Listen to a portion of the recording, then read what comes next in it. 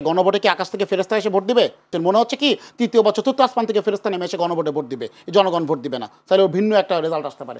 ওদের নিজস্ব পার্টি হয় ঐক্যমত, যেমন একটা দলকে বলা হয় সরকারি দল, সরকারের পৃষ্ঠপোষকতা যদি আমি নাম বলবো না, ওরকম ঐক্যমত কমিশন ঐক্যমত পার্টি এসেছে, তারা প্রভাব বসালে করে থাকে।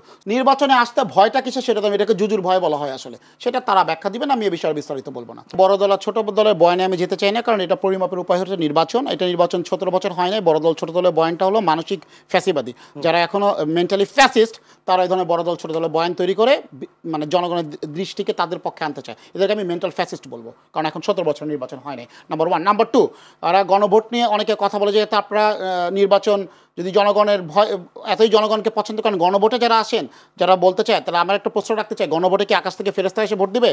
গণভোটেও জনগণ ভোট দেয়, নির্বাচনেও জনগণ ভোট দেয়। আমরা এটার মানে কনস্টিটিউশনাল ক্রাইসিস বা লিগাল ফ্রেমওয়ার্কটা বলছি। আপনি গণভোট আয়োজন করতে পারবেন, সংসদ নির্বাচন করতে গেলে গা জ্বালা হবে। কারণ কি, সংসদ নির্বাচন করতে গেলে আপনার বর্তমান পদ্ধতিতে আপনাকে নির্দিষ্ট সংখ্যক ভোট পেয়ে পার্লামেন্টে আসতে হবে, সেটা আপনার পাওয়ার জানে। আপনি গণভোটের কথা বলছেন, মনে হচ্ছে কি তৃতীয় বা চতুর্থ আসমান থেকে ফেরেস্তা নেমে এসে গণভোটে ভোট দিবে, জনগণ ভোট দিবে না, তাহলে ওর ভিন্ন একটা রেজাল্ট আসতে পারে।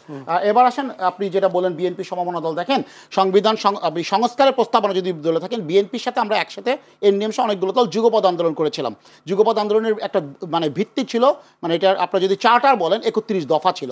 31 দফা যে ধরনের সংস্কার প্রস্তাবনাগুলো আমরা নিয়ে এসেছিলাম, এটা একটা সংক্ষেপ আকারে যদিও ছিল, সেইটারই ম্যাক্সিমাম জিনিস এই ঐক্যমত কমিশন এসেছিল। তো আমরা 2.5 বছর আগে যখন সংস্কার প্রস্তাবনাগুলো 31 দফায় নিয়ে এসেছিলাম, এখন যারা ঐক্যমত্য পার্টি, আমি একটা বয়ানে বলেছিলাম জাতীয় ঐক্যমত কমিশন একটা ঐক্যমত্য পার্টি তৈরি হয়েছে, জামাত ইসলাম, ইসলামী আন্দোলন সহ আরও কিছু দল মিলে তারা একটা ঐক্যমত্য পার্টি তৈরি করেছে, আরও কিছু দল দিয়ে, যারা আসলে কী করে ঐক্যমত কমিশনকে প্রভাবিত করার চেষ্টা করে। এবং ঐক্যমত কমিশনের বয়ানেও ইভেন তারা যে জুলাই সনদ দিয়েছে, তার অঙ্গীকার নামায়ও কথাগুলো যেটা এসেছে ঐক্যমত্য পার্টিগুলোর ওদের নিজস্ব পার্টি হয় ঐক্যমত, যেমন একটা দলকে বলা হয় সরকারি দল, সরকারের পৃষ্ঠপোষকতা যদি আমি নাম বলবো না, ওরকম ঐক্যমত কমিশন ঐক্যমত পার্টি এসেছে, তারা প্রভাব বসালে করে থাকে। সো আপনি যে বলছেন যে নিজস্ব বয়ান নেয়, কথাটা ভুল।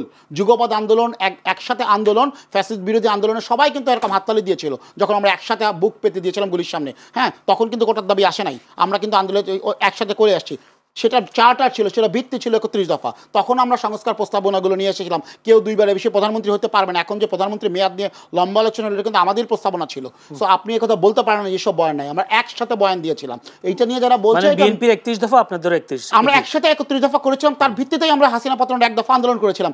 সফল না ব্যর্থ সেটা পরের আলোচনা, আমরা করেছিলাম এবং বলেছিলাম, এবং 31 দফায় সংস্কার হয়েছিল। পার্টিকুলারলি এনডিএম এর কথা যদি বলি, নভেম্বর মাসে আমরা বিস্তারিত সংস্কার প্রস্তাবনা প্রায় 11টা সেক্টরে আমরা মানে প্রোগ্রাম করে, ব্র্যাক সেন্টার ইনে প্রোগ্রাম করে সকলের হাতে তুলে দিই।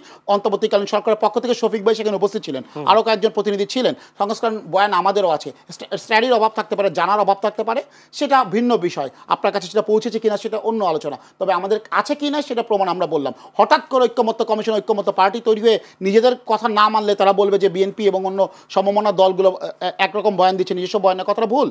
আমরা তো আন্দোলনের মাঝে একসাথে ছিলাম এবং 31 দফার ভিত্তিতে ছিলাম, তাহলে অবশ্যই আমাদের নিজস্ব বয়ান আছে এবং তার প্রেক্ষিতেই আমরা কিন্তু সেখানে বক্তব্য দিয়েছি। এখানে কারোর কাছে সমর্থন করার বিষয় না। তারা যদি মনে করে তাদের বয়ান সঠিক, তারা ভিন্ন মত দিতেই পারে। নির্বাচনে আসতে ভয়টা কিসে সেটা তো এটাকে জুজুর ভয় বলা হয় আসলে, সেটা তারা ব্যাখ্যা দিবেন, আমি এ বিষয়ে বিস্তারিত বলবো না। ধন্যবাদ।